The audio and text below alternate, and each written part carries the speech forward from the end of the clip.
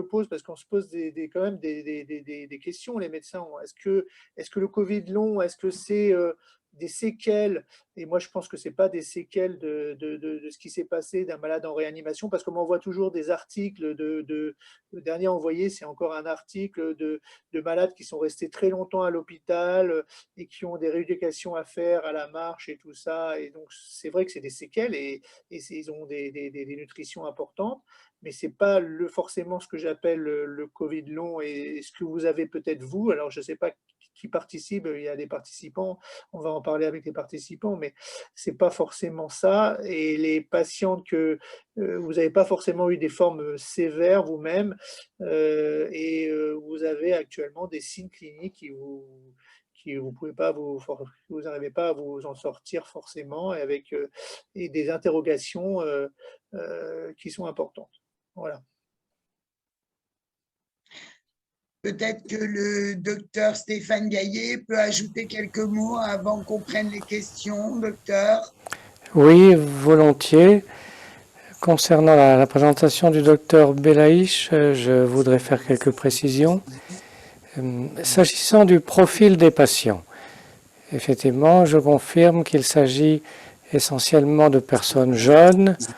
Bon, la proportion de femmes, d'hommes, de tiers, un tiers, d'accord.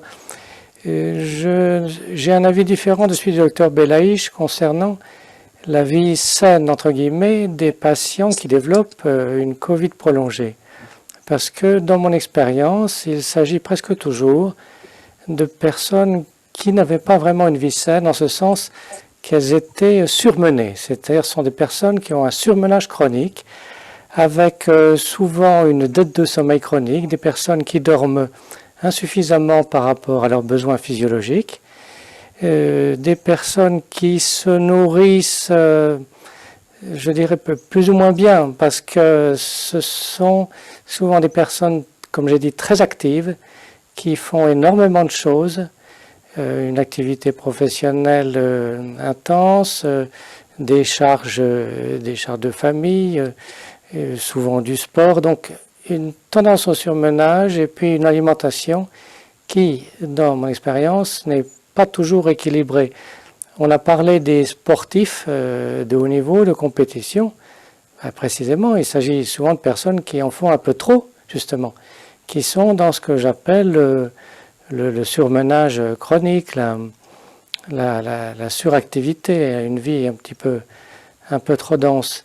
Et on sait très bien que le système immunitaire est très fragile, qu'il est sensible aux émotions et puis au manque de sommeil.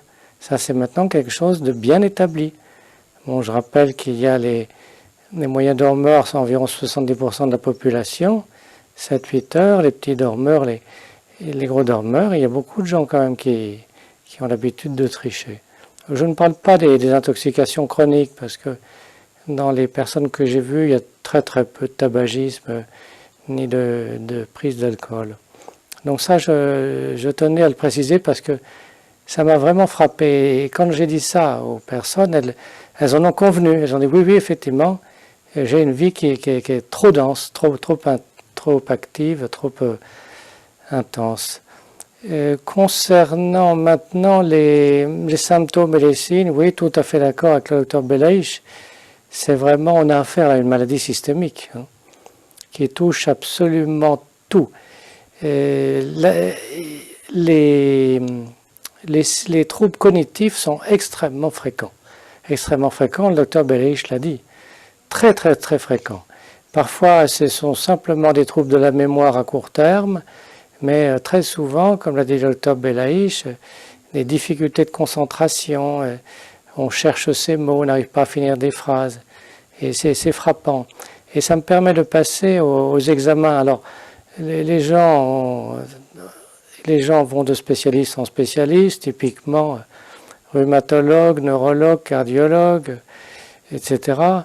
Et à part les examens biologiques, en effet, on peut avoir un petit syndrome inflammatoire. On sait que les examens d'imagerie statique n'apportent pas grand-chose. Et une étude vient de paraître, elle n'est pas encore publiée, c'est un neuroradiologue parisien qui en a présenté les premiers résultats. Et il faut absolument faire des examens d'imagerie fonctionnelle. Et il y en a deux, il y a le PET scan et il y a l'IRM fonctionnel, comme Dr Belaïch en a parlé. Et quand on fait ces examens, et là, l'étude dont je parle concernait des PET scans, et on met en évidence une souffrance cérébrale, donc dans les zones cognitives, qu'on interprète comme un hypométabolisme, et on voit très bien les zones de souffrance. Ils correspondent exactement au déficit cognitif dont sont atteints les patients. Ce que je voudrais rajouter aussi, c'est que il y a une invalidité. Les gens sont en invalidité et ce sont des gens qui ne peuvent plus travailler, presque tout le temps. Ils ne sont plus en capacité de travailler pour des raisons de fatigue, mais aussi d'efficience intellectuelle. Voilà. Et c'est dramatique la Covid prolongée. Concernant la définition, moi j'ai tendance à dire plus de 3 mois parce que bon, moi-même j'ai fait une Covid aiguë, je ris parce que j'ai mis un bon mois et demi à m'en remettre. J'ai même l'impression encore d'avoir un peu des petits troubles de mémoire et une fatigue, mais là c'est pratiquement parti. Donc je crois que on peut retenir le délai de 3 mois, enfin c'est ce que je propose. Voilà. Et concernant le traitement, bon, à force de chercher, ouais, j'ai des idées, j'ai commencé à donner des traitements à visée étiologique, mais on pourra peut-être en parler une autre fois. Voilà, mais c'est dramatique, hein, je crois qu'il faut insister sur le fait que c'est quelque chose de dramatique. Et on est à beaucoup plus de 10% actuellement. Voilà ce que je voulais dire.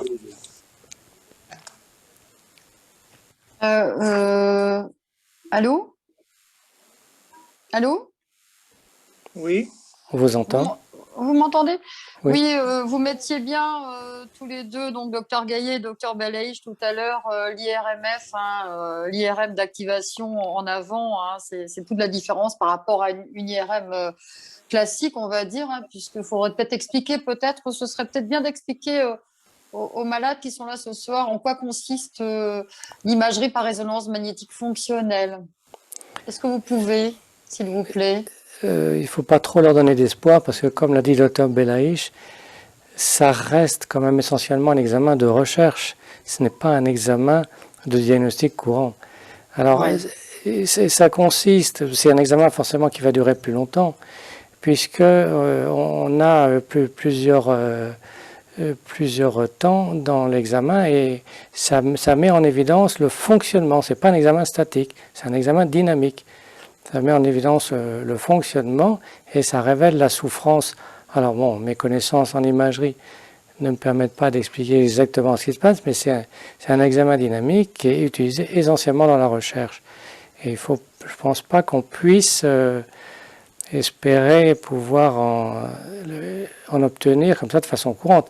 À la différence du PET scan. Le PET scan, lui, est un examen également dynamique et le PET scan, là, on peut tout de même le prescrire en dehors de la recherche. Oui.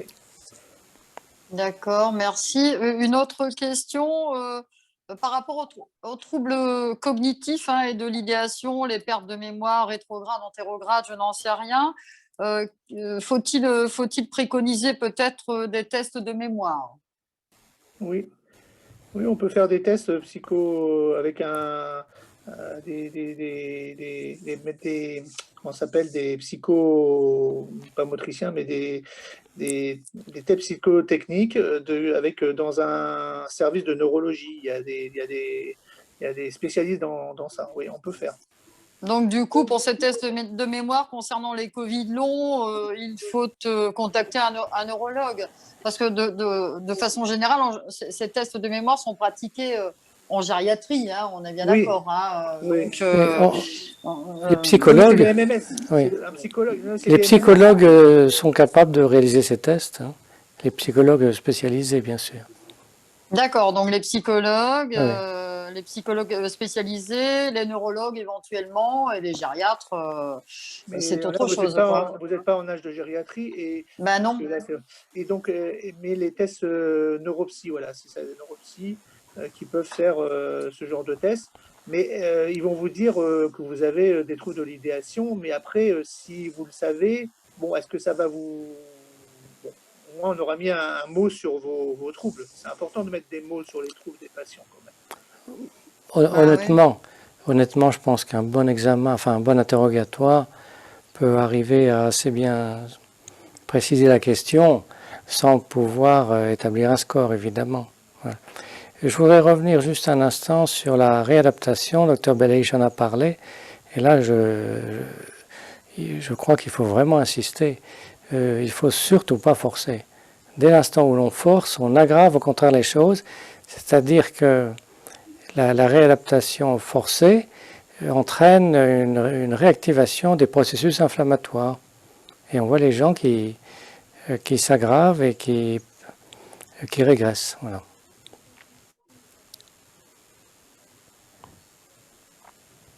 Si je peux prendre la parole pour compléter, Dr Brett, Christophe, je ne sais pas si vous m'entendez tous. Très bien, oui. Par rapport à ce que vous disiez sur l'alimentation, je pense qu'effectivement, le sommeil est très important, le surmenage est peut-être une prédisposition à ces Covid longs, mais pas que. Je vois aussi des gens tout à fait avec une alimentation saine et un équilibre de sommeil tout à fait adapté qui ont quand même des Covid longs. Et je pense qu'une des premières choses dont on va y venir, puisqu'on va probablement être amené à parler des traitements, c'est de vérifier si on n'a pas un déficit en vitamine D, notamment, parce que beaucoup de Covid sévères étaient déficitaires en vitamine D, et probablement que beaucoup de Covid longs n'avaient pas forcément une vitamine D très élevée. Ensuite, le zinc et les vitamines tout venant, la vitamine C, etc., sont des choses à prendre vraiment en chronique pour se remettre avec des flots de vitamines à un bon niveau. Après, pour ce qui concerne les symptômes chroniques chez les gens qui ont été traités précocement, c'est vrai que j'en ai très très peu, voire pas du tout. Et les personnes qui sont souvent atteintes sont des personnes qui ne se sont pas senties malades ou qui ont eu à attendre quelques semaines parce qu'on leur a dit d'attendre ou qui n'ont pas pu consulter, qui se retrouvent avec probablement une atteinte qui a eu lieu alors qu'elle ne le sentait pas forcément au début et qui peut quand même être visible parfois sur un examen qui s'appelle le scanner hélicoïdal ou le scanner pulmonaire pour voir ces lésions qu'on dit de fibrose post-Covid qu'on peut éventuellement trouver et qui peuvent être parfois décelées parce que les patients n'ont pas eu un traitement assez précoce et ont développé la maladie de façon trop longue pour ensuite développer un Covid long par derrière. Voilà. J'en ai fini. Alors, si je peux me permettre, oui, alors un premier sondage dans le groupe avait effectivement montré que les membres du groupe soit ne connaissaient pas du tout leur taux de vitamine D, et quand ils avaient fait la recherche, elle était largement en dessous du taux de 30, qui est le taux, la norme laboratoire française. On sait quand on travaille sur les maladies thyroïdiennes que cette norme est largement insuffisante puisqu'il faudrait être au-dessus de 60. Donc, il y a beaucoup d'articles qui sont passés dans des revues en octobre, novembre et décembre.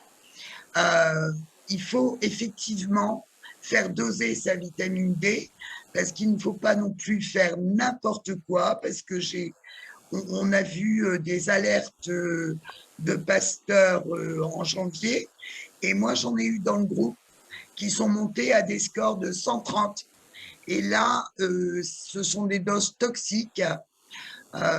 Donc, n'hésitez pas à demander à vos médecins de faire le dosage.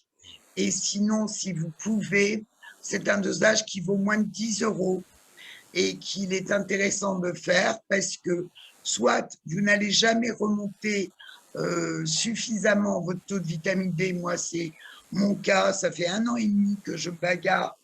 Oui, je sais, Christophe, tu m'as donné plein de recommandations, mais mon taux ne remonte pas facilement. Par contre, j'ai vu des personnes prendre du Zimadé et plusieurs ampoules flash et passer dans des doses toxiques. Donc, on entend les recommandations des médecins, mais on essaie toujours d'inclure son médecin généraliste dans son suivi, parce qu'il ne faut pas non plus arriver à des choses toxiques. Bien sûr, il faut être prudent et doser. Oui, parce que la les vitamine D, on ne prend pas de la vitamine D sans faire un dosage. Voilà. Parce que quand le patient là, qui est arrivé à 130 m'inquiète énormément, et malgré sa survitaminose, il prenait encore, il avait réduit son dosage de moitié, mais il en prenait encore. C'est affolant, quoi. Donc, ça n'a pas été discuté avec le médecin traitant. Il a pris de la Non, il vitamine a D en pris de la vitamine automédication. D en automédication. Oui, Non, ça, je t'en parlerai, Élise, c'est un patient qu'on connaît bien. Et là, je commence à voir un peu plus clair. C'est quelqu'un qui nous interpelle depuis 3 ans, qu'on suit depuis des problèmes thyroïdiens, mais ça m'inquiète beaucoup et ça m'alerte. Voilà. Est-ce qu'il y a des questions, d'autres questions? De préciser peut-être concernant le dosage de vitamine D qu'il n'est pas remboursé par la sécurité sociale. Ah bon? Moi, il est remboursé régulièrement. C'est ta mutuelle. Non, il est plus remboursé depuis quelques années déjà. Il n'est plus remboursé. Le taux de vitamine D, après, ce sont les mutuelles qui remboursent éventuellement, mais c'est vrai que c'est pas pas à moins qu'elle se soit pris en charge directement parce que j'ai ma mutuelle, mais c'est la première fois que je le paie parce que j'avais oublié de demander à ce qu'on me le prescrive, mais d'habitude, je n'avance rien pour mon dosage. Ouais, non, la vitamine D n'est plus remboursée comme ça d'office par la sécurité sociale. J'ai pas eu de patients qui m'ont dit ah bon. Ah bah si, pourtant, écoutez, c'est curieux. Après, ça dépend probablement lors des mutuelles à vérifier. Et pareil, le taux comment dire, la recherche d'une insuffisance rénale, pareil. Je crois, peut-être que je vais dire une bêtise à vérifier. La créatinine, soit elle n'est plus remboursée, soit elle ne sera plus. Non, ça c'est pas possible ça. Elle est toujours remboursée, la créa? Ah bah oui, c'est impossible. Sinon, il y a les insuffisances rénales, les dialysés. Non. D'accord, c'est pour ça que je dis peut-être une bêtise, donc on a confirmation. Ce qui n'est pas remboursé, c'est éventuellement la ferritine si on ne la met pas avec la CST quand on dose le fer. Voilà. Non, on peut pas doser en même temps la ferritine, le fer sérique et la saturation du fer. D'ailleurs, il ne faut pas faire les trois en même temps, il faut faire que la ferritine, mais ça, c'est une question. Alors, l'urée n'est plus remboursée, mais l'urée, on s'en fiche. Franchement. C'est la créatininémie qui est importante. La créatininémie qui va donner la clairance, et c'est ça le plus important en médecine. L'urée, on n'en prend plus l'urée. Ça se fait à l'hôpital parce qu'on a tout en même temps dans une. Voilà, mais ça se fait. Alors, on a évoqué les pics inflammatoires qui sont consécutifs aux efforts trop intenses. Et quand on parle de reprise à l'effort trop intense, il faut quand même redire que c'est individuel, que ça dépend de l'état dans lequel vous êtes. Moi, je vois certains malades qui évoquent 20 minutes de marche. Il est évident que moi, si je fais 20 minutes de marche, c'est même pas possible, quoi. Au bout de 10 minutes, je fais un malaise. Mais une malade ici évoque des convulsions consécutives à l'effort. Est-ce que les médecins peuvent aborder ce problème? Les convulsions? Oui, les convulsions. Les vraies convulsions, elle tombe carrément, elle fait une crise d'épilepsie, quoi. Oui. C'est que son cerveau n'est pas oxygéné et il faut vraiment qu'elle consulte un neurologue parce que ça signe peut-être des signes. Alors là, de micro, peut-être qu'il faut faire un bilan exhaustif parce que voir s'il n'y a pas des problèmes d'artère cérébrale quand même. Là. Les convulsions, c'est pas tout à fait normal du tout. Et après, il y a un traitement possible. Si c'est des convulsions d'effort, alors c'est soit une embolie carotidienne, soit une embolie cardiaque avec des micro-emboles qui vont, et on a dans un accident ischémique, et là, ça doit se voir à l'IRM. Et si ça ne se voit pas à l'IRM, alors c'est qu'il y a une souffrance, et là, c'est un neurologue qui va vous faire un EEG et qui va le mettre sous traitement. Flavie, est-ce qu'on a répondu à ta question ou sinon tu peux réactiver ton micro là, si tu as une question supplémentaire concernant ce Bonsoir, problème. vous m'entendez? Oui, Oui. bonsoir Flavie. Oui, je vous remercie d'avoir réagi à ma question. Oui, j'ai des questions supplémentaires parce que rien n'apparaît aux examens, ni IRM, ni EEG. Et effectivement, c'est toujours après un effort, que c'est après un gros malaise, hein, lors d'un gros malaise où effectivement mes jambes sont coupées. Bon, j'ai le reste des symptômes classiques des malaises, pression dans la tête, douleur thoracique, acouphènes, vertige, et jambes coupées. Et puis je peux avoir aussi essoufflement et brûlure thoracique. Et je me retrouve par terre et je peux faire des convulsions qui durent quelques minutes, avec des transitions de pause et des récurrences de convulsions. Et pour l'instant, les médecins ne comprenant pas me disent que c'est psychosomatique. Je vois le docteur Gaillet réagir, mais voilà, c'est très pénible parce que je sens bien que c'est pas ça. Je sens qu'il se passe quelque chose dans mon cerveau, mais on ne trouve pas. Et honnêtement, les examens neurologiques qu'on m'a fait, je pense, en tout cas, la consultation était assez rapide. Et voilà, j'ai eu des témoignages d'autres personnes qui ont pu être hospitalisées et pour lesquelles des examens complémentaires ont été faits. Mon médecin traitant a demandé une hospitalisation pour cette raison. L'hôpital ne m'a pas gardée parce qu'ils estiment que je ne suis pas en danger vital, même si parfois il faut que je marche à 4 pattes pour aller aux toilettes quand je suis seule chez moi, que j'ai 41 ans et 4 enfants. Voilà, je me permets d'expliquer un peu le contexte. Voilà, merci beaucoup en tout cas pour votre écoute. Bah, écoutez, oui, c'est très troublant. Alors, ce qui est troublant aussi, c'est que vous avez des prodromes avant la crise d'épilepsie, parce que ça ne vient pas brutalement, votre crise d'épilepsie. Donc, c'est une crise d'épilepsie non... c'est pas un grand mal déjà, puisque les grands mâles, ça vient brutalement sans prodrome. Et là, vous avez des signes comme si vous faisiez une hypoxémie. Donc, il y a une sorte c'est peut-être une crise d'épilepsie par manque d'oxygène au niveau cérébral, et à ce moment-là, ça se rejoindrait vers l'hypoxémie cérébrale. Donc il faudrait peut-être aller voir et les examens cardiovasculaires, tout ça sont normaux. J'ai pas fait d'examen cardiovasculaire, mais uniquement cardiaque ou pardon, j'ai un blanc ou neurologique, comme je vous ai dit. Vous avez fait une IRM des troncs cérébraux et tout ça, quoi. Vous avez fait une IRM Non, une IRM... Parce qu'ils font toujours des IRM des petits vaisseaux aussi. Ils ne font pas qu'une IRM des cérébral. J'ai fait uniquement cérébral et médulaire. Oui. Normalement, on fait des vaisseaux et puis on faut voir le cœur parce que c'est peut-être le cœur, en fait, votre histoire. Alors, le cœur, j'ai fait une échographie cardiaque qui était normale. C'est très troublant parce que ça ressemble à des hypoxémies, quoi, comme si votre cerveau n'était plus irrigué. Et parce que vous avez des signes ça ressemble à ça. Ça ressemble à un problème d'irrigation cérébrale, et puisque c'est dans un second temps que vous avez l'épilepsie, quoi, les signes d'épilepsie. Et quel examen pourrait le confirmer? Je pense qu'il faut que vous soyez hospitalisé pour faire des examens poussés cardiovasculaires avec des examens d'effort. Une scintigraphie cardiaque peut-être à l'effort, comme tu m'as fait réaliser, Guy, qui est le seul examen qui a mis en évidence à un certain moment à l'effort et puis de nouveau au repos, à un seul moment, le problème cardiaque apparaît, ce qui est très troublant.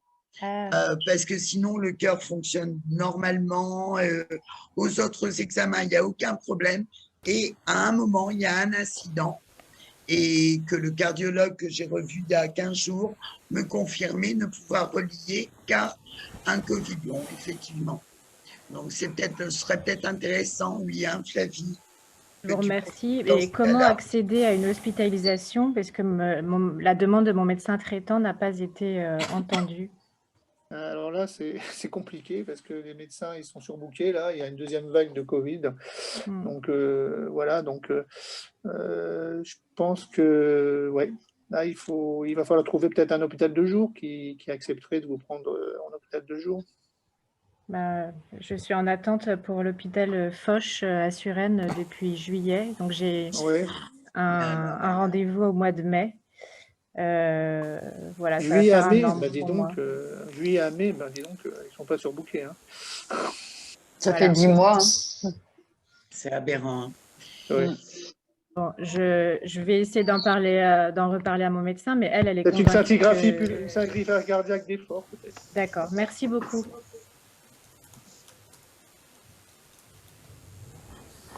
Alors, une malade, donc c'est Marjorie qui parlait de polyarthrite rhumatoïde. Oui. Il y a eu des cas de polyarthrite rhumatoïde induite.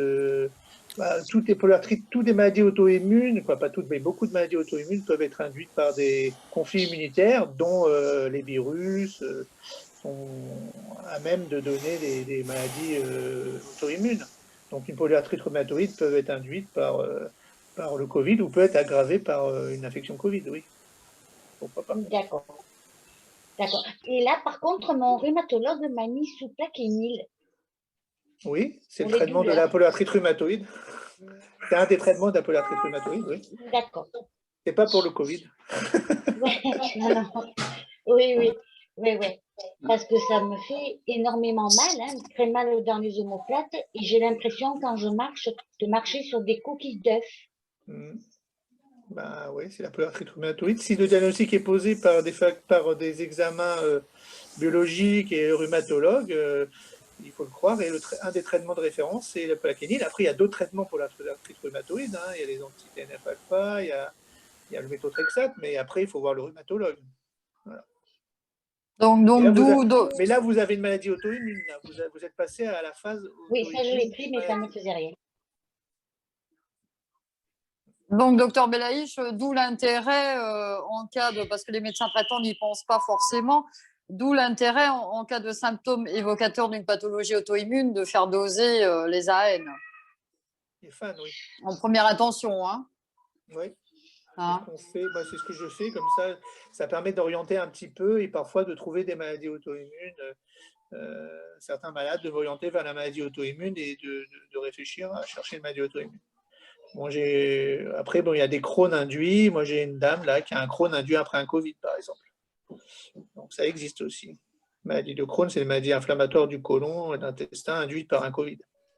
Mais ça, c'est assez classique. Dans d'autres maladies inflammatoires, elles peuvent être induites par des bactéries ou par des conflits immunitaires. Donc, le Covid fait partie de ces maladies possibles qui peuvent induire des maladies auto-immunes. Hein. Bah oui, c'est le problème des pathologies auto-immunes non diagnostiquées. Hein. Ça peut durer des années pour certains. Hein. Il y a des malades qui sont orientés vers toutes les spécialités avant qu'une pathologie auto-immune soit diagnostiquée. Donc, les anticorps antinucléaires, vraiment, s'il y a des symptômes évocateurs, il faut vraiment que les malades puissent en discuter avec le médecin traitant. Parce que vraiment, ils n'y pensent pas, les médecins traitants. Hein. À 70%, ils n'y pensent pas. Et dans certaines maladies inflammatoires auto-immunes, les fans sont négatifs. Donc, ça n'élimine pas une maladie auto-immune. Hein. Mais quand ils sont positifs, ça va orienter. Bah oui, quand même. Oui. Mais là, on est dans une phase, à ce moment-là, on est dans une phase de maladie auto-immune. Et là, il faut traiter la maladie auto-immune comme une maladie auto-immune. Il ne faut plus penser au Covid forcément. Il faut aller traiter la maladie auto-immune avec les médicaments de la maladie auto-immune. Voilà. Absolument. Peut-être que le docteur Gaillet a quelque chose à dire par rapport aux maladies auto-immunes. Je pense qu'on a tendance à avoir une présentation nosographique un peu schématique, c'est-à-dire qu'on classe les maladies, polyarthrite rhumatoïde, lupus érythémateux disséminé. Mais en réalité, on a souvent des formes frontières et il est tout à fait possible qu'avec la Covid prolongée, on voit apparaître des formes dans lesquelles il y a effectivement des signes d'auto-immunité, mais qui sont de toute évidence induits par une infection qui devient plus ou moins froide et qui entretient la stimulation antigénique. Donc, je pense qu'on peut, chez certaines personnes, avoir des formes rhumatismales de Covid prolongée, des signes d'auto-immunité. Mais dans mon interprétation, ça ne veut pas dire pour autant que l'infection par le SARS-CoV-2 est terminée, que les co-infections par mycoplasme, chlamydiophila sont terminées. Ça, je n'en suis pas persuadé. En cela, j'ai un avis un peu différent de celui du docteur Belaïch. Non, c'est pas vraiment différent. C'est que je pense qu'il faut penser à la maladie auto-immune, mais c'est vrai qu'il y a des persistances virales, d'ailleurs, qui sont connues dans le tube digestif. Hein, et donc, on a retrouvé des virus qui persistaient plus de 6 mois après dans certains intestins. Et même dans le cerveau, maintenant, on a trouvé des virus. Absolument. Donc, il y a des persistances virales. Mais ça serait, je voulais pas trop en parler pour pas un peu brouiller les pistes, parce que ça sera un prochain sujet. Donc, voilà. Oui, c'est le sujet de la réunion du 24 que vous animerez, cher docteur Gaillet. Donc, on va peut-être se réserver. Mais effectivement, on a un peu l'impression que c'est le tonneau des Danaïdes, c'est-à-dire qu'on rééduque et particulièrement tout ce qui est neurologique d'un côté, mais que si de l'autre côté, il y a la persistance virale, qui continue à nous amener des effets délétères, forcément, on rééduque d'un côté pendant que le virus est toujours actif de l'autre. Donc, on essaiera de se pencher sur ce problème le 24. Oui, persistance virale et probablement bactérienne. Hein, ces bactéries intracellulaires que sont les mycoplasmes, les chlamydiophila, etc., qui, ça c'est la spécialité de Claude Escarguel, on pourrait largement débattre de ce sujet. Qui dit que dans les formes qui évoluent mal, en fait, il y a des co-infections. C'est pas, voilà, les co-infections sont la règle dans les formes qui évoluent mal. Alors, je reviens juste un instant sur ce qu'avait dit le Dr Belaïch dans son exposé au début. Il avait dit effectivement que les Covid prolongés ne se développaient pas du tout après des formes sévères, c'est vrai, oui. En fait, les gens qui vont en réanimation, ils ont des séquelles de la réanimation, tout simplement. Mais c'est tout à fait vrai. Moi, ce qui me frappe dans la Covid, c'est son début qui est constamment progressif. Ça m'a frappé depuis le début. Alors que dans les autres infections virales et bactériennes, on a très souvent un début brutal. C'est classique dans la grippe, c'est classique dans la pneumonie à pneumocoque. Mais la Covid démarre presque toujours insidieusement, progressivement. Et c'est vrai, ce que vous avez dit, docteur Belaïch, parfois, et moi d'ailleurs, ça m'est arrivé aussi. Au bout de quelques jours, je dis, mais qu'est-ce qui m'arrive et je me suis dit, mais au fond, tu es malade. Et je sentais que ça n'allait pas, mais je ne savais pas très bien ce qui m'arrivait. Et c'est vraiment typique de la Covid, ce début insidieux, progressif. Tant et si bien que les gens n'éprouvent pas toujours le besoin de consulter, c'est vrai. Ouais. Voilà. Oui, de ce que je voulais vous dire à propos des maladies auto-immunes, la polyarthrite rhumatoïde, c'est qu'on peut très bien avoir une forme de... Enfin, ça, c'est mon point de vue. Une forme de Covid prolongée qui donne le tableau d'une polyarthrite rhumatoïde, qui en a les signes biologiques, mais pour laquelle... Enfin, actuellement, c'est mon option. Ouais, pour laquelle on peut quand même tenter les traitements anti-infectieux. Voilà. Moi, je m'oriente vers cette option. Voilà. Je suis totalement d'accord avec Stéphane. J'interviens là-dessus puisque entre disons le parallélisme entre les coopérations bactéries-virus, et il y a un travail en cours qui doit être fait justement sous le parrainage mixte du professeur Perron et peut-être Stéphane, s'il met avec nous, sur justement la recherche de cofacteurs, non plus dans des prélèvements, mais au niveau des capillaires et au niveau des endothéliums vasculaires. Voilà, donc c'est en cours, c'est quelque chose qui va être lancé. Donc, je vous ai envoyé à tous là, une petite information.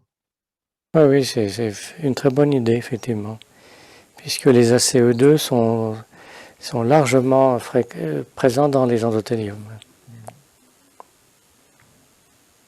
On a une question de Ludivine. On parle beaucoup de syndrome d'activation mastocytaire qui serait déclenché par la Covid. Est-ce une piste?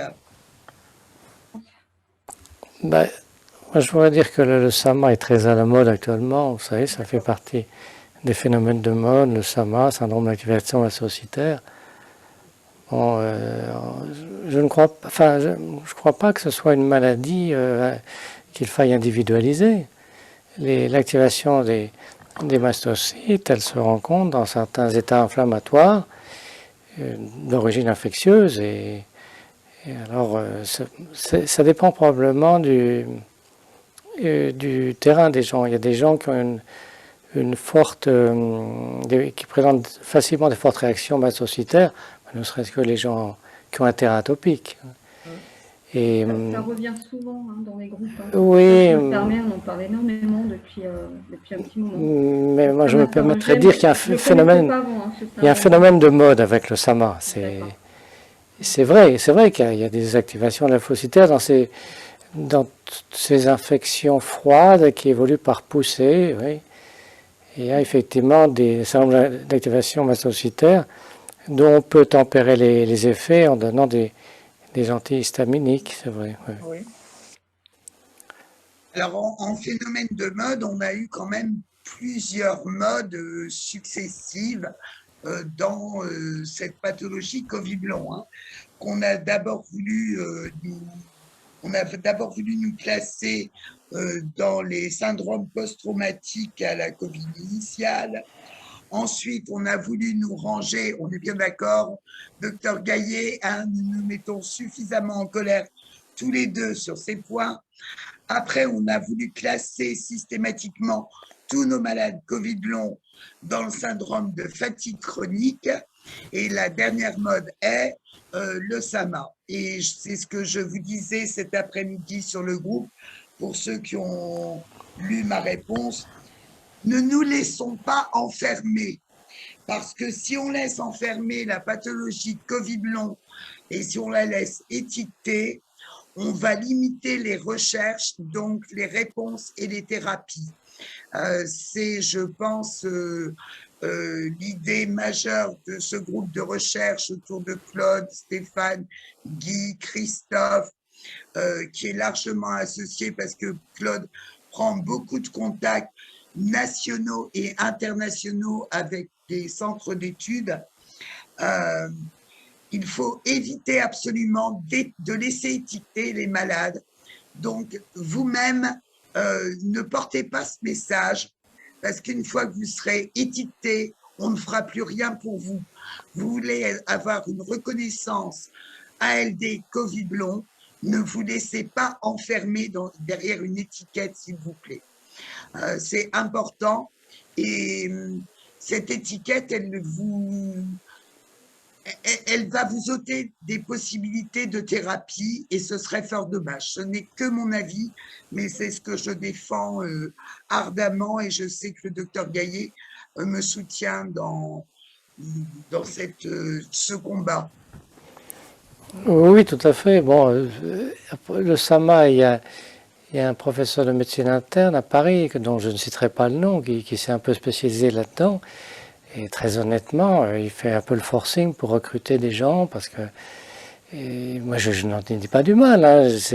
C'est tout à fait, c'est dans l'air du temps. Les médecins ont tendance à s'hyper spécialiser, mais bon, il fait beaucoup de battage pour recruter des gens, pour faire des tests, etc.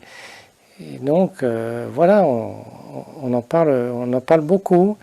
Et je pense que l'activation mastocytaire n'est que la conséquence. Ouais. Et ce n'est pas la cause des symptômes et des signes. Ça explique certaines manifestations de type lié à l'histamino-libération, bien sûr. Mais ce n'est pas, le primum movens, la conséquence de la maladie. Ça n'est qu'un des aspects fonctionnels. Voilà. On ne va pas guérir un Covid long avec un antihistaminique, sinon. Bien sûr que non. Entre parenthèses, on ne guérit pas non plus les maladies auto-immunes avec des corticoïdes ni des immunosuppresseurs. Ça me paraît tellement évident. Voilà. Tant qu'on ne tape pas sur la cause, qui est manifestement un agent infectieux. Hein.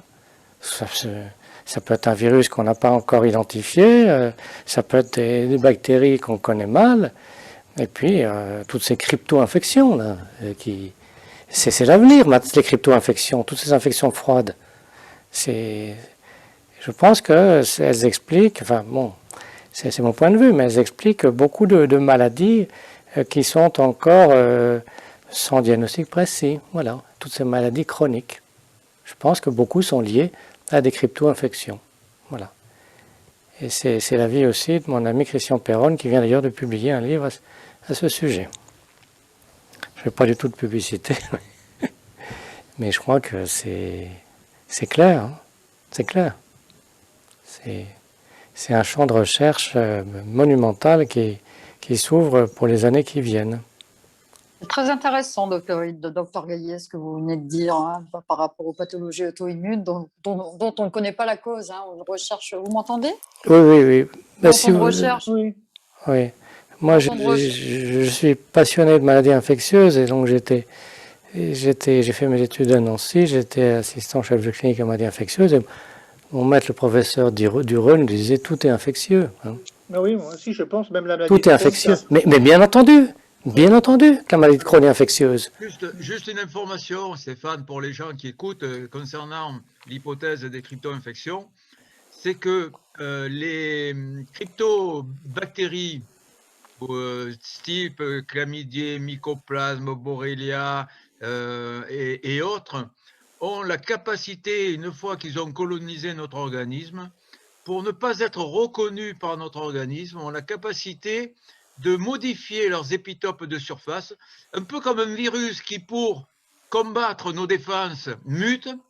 La bactérie ne mute pas, mais elle modifie ses épitopes de surface. C'est ce qu'on appelle un phénomène d'évitement du système immunitaire, en prenant des antigènes voisins de notre corps. Et donc, suivant où la crypto-infection est fixée, elle va prendre des antigènes voisins de notre thyroïde, des antigènes voisins de notre DNA, ou d'autres. Dans le tube digestif aussi. Hein? Dans le tube digestif, pour les maladies de Crohn, par exemple, c'est vraiment classique. Et donc, c'est ce mécanisme-là d'évitement qui est un système de défense de ces micro-organismes sans paroi qui pénètrent souvent dans les cellules humaines. Ce sont des intracellulaires très fréquemment. Et donc, c'est ce mécanisme qui explique les auto-anticorps. Et c'est pour ça qu'aujourd'hui, les Américains, dans les Covid longs, ont trouvé énormément d'auto-anticorps quand on les recherche, parce qu'il n'y a pas que les AAN comme synthésise, il y a beaucoup d'autres anticorps, notamment des anti-lipoprotéines, des à tous les niveaux. Et donc ça, c'est une voie qui est à explorer, très intéressante. C'est diabolique. Donc, machiavélique. C'est intéressant. Alors, j'essaie de suivre un peu les questions. Quelqu'un a posé une question sur les vaccins. On fera une soirée pour répondre plus spécialement aux vaccins début avril. Parce qu'avant de se prononcer, on voulait travailler un peu le sujet. Alors, une question de Laurie qui a des troubles digestifs et la langue blanche, mais ce n'est pas du candida. C'est persistant depuis plus d'1 an. Et là, donc, ça s'adresse à toi, Guy. Oui, j'ai déjà vu ça. Je ne sais pas ce que c'est moi non plus. C'est un peu curieux. C'est des malades qui ont même des fois des reflux ou des pseudo-reflux. Je ne sais pas du tout ce que c'est. Et il faudrait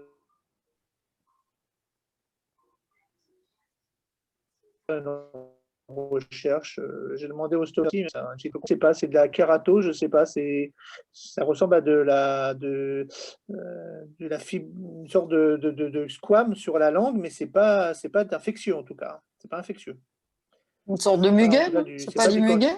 non, c'est pas du muguet, c'est Non? pas du candida. Non, les prélèvements sont normaux. C'est une sorte comme si la langue c'était de papilles, elle avait blanchi. Voilà. Alors, je sais pas s'il y a eu, mais j'en ai vu, moi j'en ai vu une aussi qui avait ça. J'ai pas su lui répondre à une question. Il faudrait peut-être voir un stomatologue pour voir s'il veut biopsier la langue, voir ce que c'est exactement. C'était de la kératine qui s'est lancée sur la langue. Moi, je sais qu'on peut développer des sensibilités à certains dentifrices, même si on les utilise depuis longtemps. Donc, on a tendance à conseiller, lorsqu'on trouve rien face à une langue blanche ou noire ou ayant un autre aspect, de se brosser les dents uniquement à l'eau ou alors avec du bicarbonate de sodium. Voilà. Oui, c'est ce que j'allais Oui. dire, c'est que si Didier Cosra était là, il pousserait de grands cris en disant qu'il faut bannir complètement tous les dentifrices Voilà. industriels et Voilà. peut-être plus particulièrement chez des Covid longs qui sont très sensibles.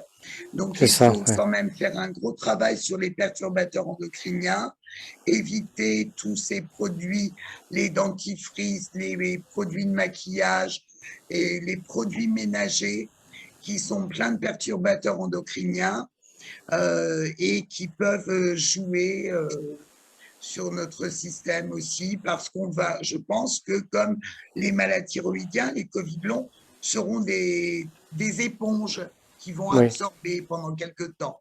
Oui, en effet. On peut très bien utiliser un dentifrice pendant des mois, bien le tolérer, et puis, à la faveur d'une infection comme la Covid, ne plus le tolérer. Tout à fait. Et c'est pareil, tout à l'heure, quand on parlait de nutrition, beaucoup de malades ont évoqué des dégoûts ou des intolérances depuis leur infection au Covid, parce que certains aliments ne sont plus supportés du tout. Carole me demande si une maladie auto-immune a été écartée par des recherches biologiques. Comment se fait-il que les douleurs persistent?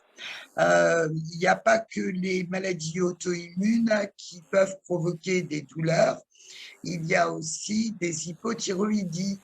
Et je vois dans le groupe très souvent, et ça renvoie au document que nous a présenté le docteur Belaïch tout à l'heure, quand on dit de faire un bilan thyroïdien, très souvent, les médecins traitants vont vous proposer la TSH.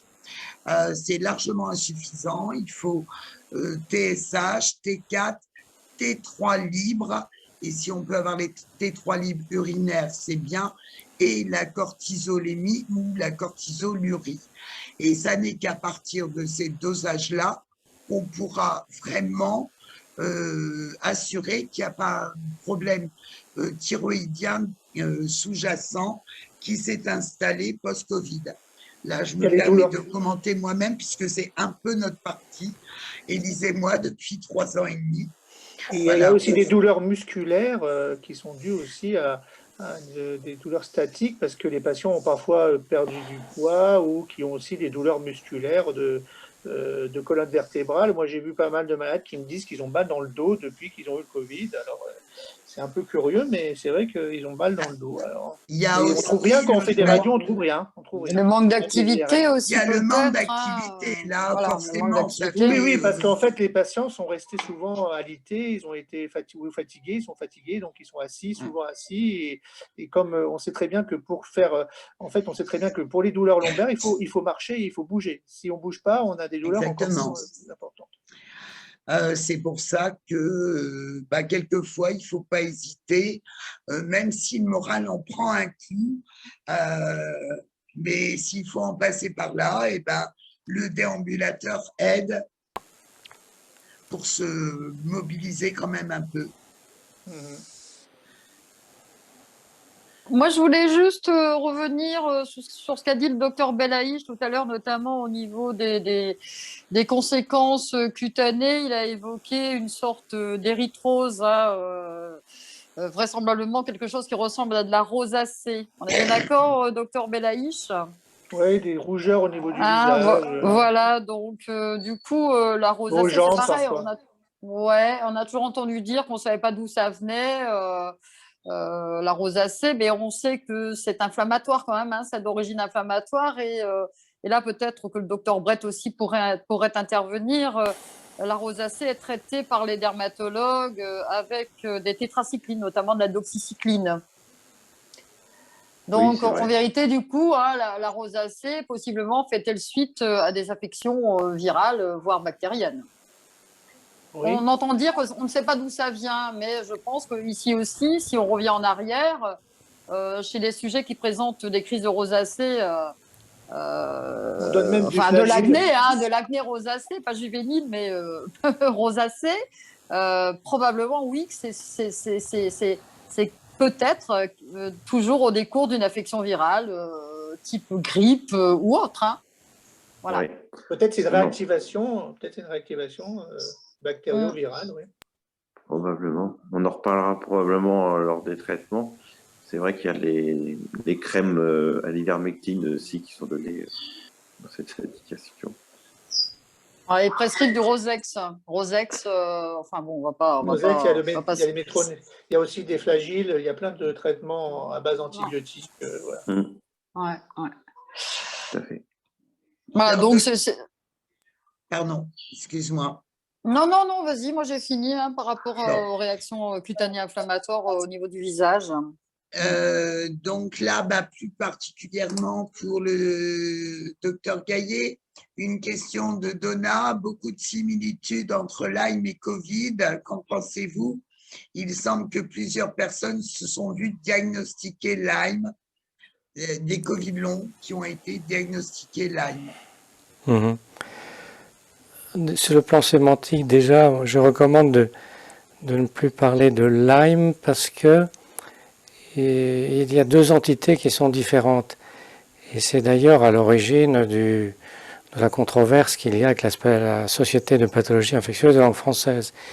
Il y a premièrement la borréliose de Lyme, la maladie de Lyme simple, qui est une maladie monobactérienne, aiguë ou subaiguë, liée à des Borrelia du groupe Burgdorferi au sens large, et qui donne un érythème migrant, ensuite des arthralgies, un peu de fièvre, une fatigue, et qui se traite assez bien par de la doxycycline ou de la moxicilline ou de la ceftriaxone. Et puis il y a ce que j'appelle le syndrome infectieux froid plurimicrobien évolutif chronique, qui est une infection froide, polymicrobienne, dans laquelle on trouve des bactéries comme Borrelia, mais aussi d'autres bactéries essentiellement intracellulaires comme Bartonella, Anaplasma, et des protozoaires comme Babesia, et qui évolue, donc ce syndrome inflammatoire chronique d'origine infectieuse, et ça évolue sur des mois, des années, c'est ce qu'on appelle la maladie de Lyme chronique, mais c'est une mauvaise appellation. Enfin. Et alors effectivement, je soigne les deux et il y a de grandes similitudes parce que ce sont deux états inflammatoires qui durent, donc évolutifs et d'origine infectieuse. Et il y a probablement des mécanismes communs dans les deux états. Et je me rends compte qu'avec la Covid prolongée, on va indéniablement faire des progrès dans la connaissance de ce syndrome chronique évolutif d'origine polymicrobienne. Voilà. Oui, tout à fait, Annie, je confirme. Et d'ailleurs, c'est un petit peu, moi, mon option. Hein, je commence à rapprocher les deux traitements, voilà, avec des résultats, tout à fait. On a une question de Samira qui évoque des douleurs qui partent du bas du dos, de la colonne, mais vraiment niveau colonne vertébrale jusqu'à la nuque. Donc apparemment des douleurs qui sont ascendantes.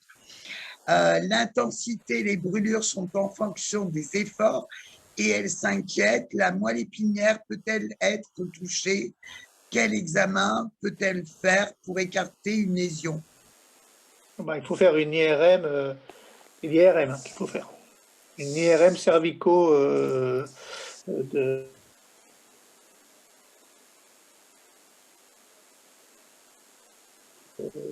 cervico-lombaire, avec injection. Ah, elle a dit que ça avait été fait, Samira. Oui. C'est normal.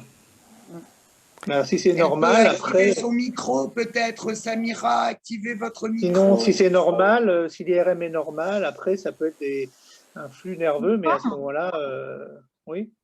Oui, excusez-moi, je ne savais pas si je pouvais prendre la parole, donc du coup, je n'ai pas osé. Merci pour vos réponses.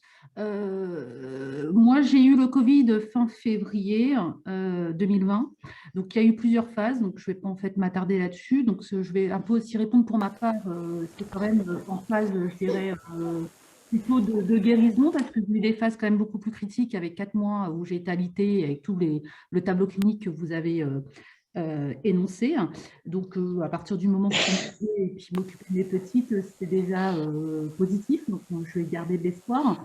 Par contre, pour cette problématique qui est en fait présente quand même depuis le début de l'infection, ça part vraiment en fait du bas du dos, vraiment, et ça monte en fait au niveau de la colonne vertébrale.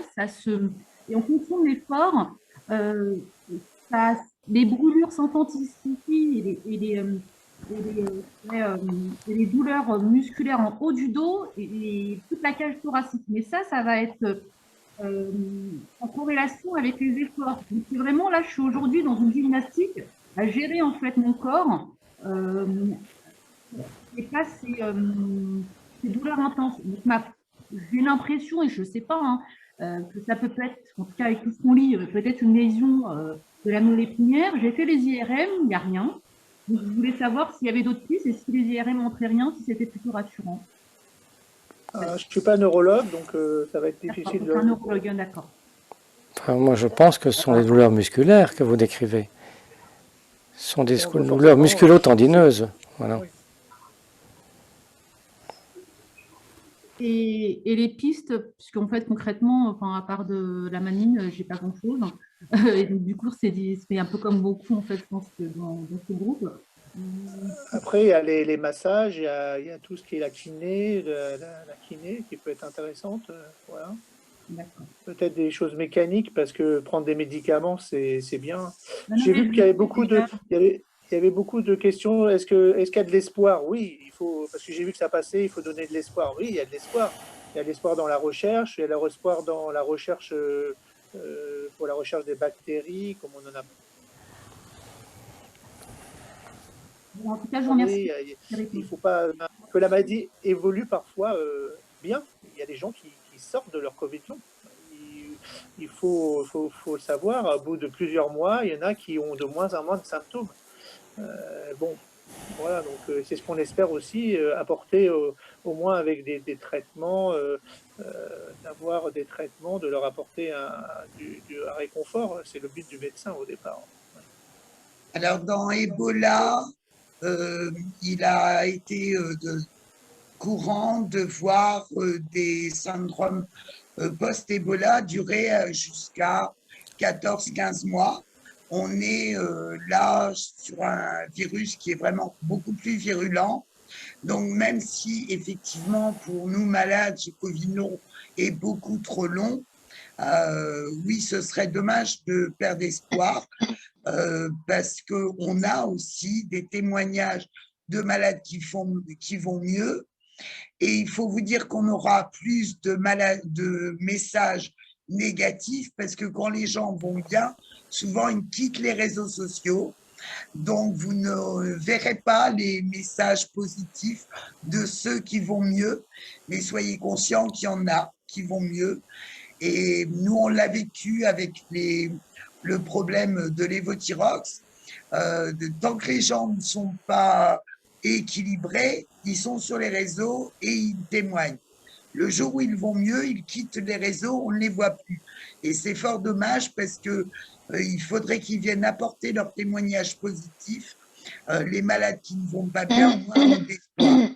Il faut garder cet espoir parce que même et surtout les problèmes neurologiques se rééduquent et ça c'est important de le dire. Là où il faut certainement, et c'est l'appel de Didier Raoult, là où il faut être très vigilant, c'est sur les problèmes cardiovasculaires qui peuvent s'installer, même si le docteur Gaillet, lui, pense que même les problèmes cardiovasculaires peuvent s'arranger dans le temps. Mais les problèmes neurologiques, il n'y a pas de raison qu'on ne récupère pas à condition de stimuler. On n'arrête pas toute activité, on l'adapte à son potentiel, mais on n'arrête pas toute activité.